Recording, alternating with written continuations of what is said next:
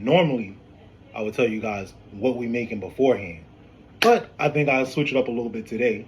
And let's see if you guys can figure it out as the video is going. And if you can, leave it in the comments and when you figured it out in the comments. So, without further ado, let's chop and roll with this late night dinner. Let's go. So we're going to get started with our breadcrumbs first. Now, I'm going with keto bread with my breadcrumbs. Now, you can use regular bread if you want. I just want to be a tad bit healthier because I have been wilding.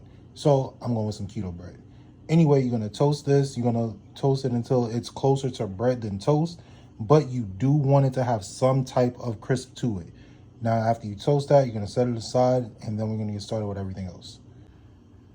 To the bowl of a stand mixer, or if you don't have a stand mixer and you're using a hand mixer, you can use a large mixing bowl. We're going to add in some cream cheese. Next, we're going to add in some freshly chopped cilantro. Now, if you have the soap gene, I apologize. Must suck to suck. I know. You can leave this step out, but also just know you are leaving flavor out. But for those of us who do not have that gene, add in some freshly chopped cilantro. Next, we're going to add in 1 can of chilies and adobo sauce. After we add in our chilies, we're going to add in 1 avocado, some garlic and herb dash seasoning, some cumin, some ancho chili powder, and lastly, we're going to add in some garlic powder. Now, after we add in our garlic powder, we're going to give everything a good mix. Once everything is fully combined, we're going to set it aside. If you're using a stand mixer, you're going to use the beater attachment. And if you're using a hand mixer, you're going to use the attachments that it comes with.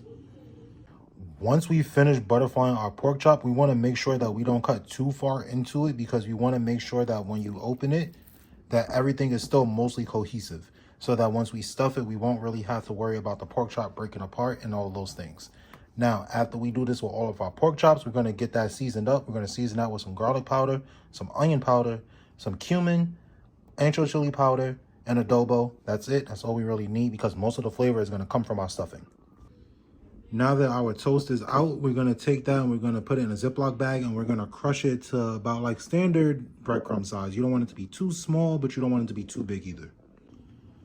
Now that everything is all prepped, prepared, and ready to go, we're going to take our pork chops, dip it in some eggs, then we're going to dip it in our breadcrumb mix, then we're going to stuff it, seal it closed all around with some toothpicks, bake it in an oven at 350 until it's fully cooked.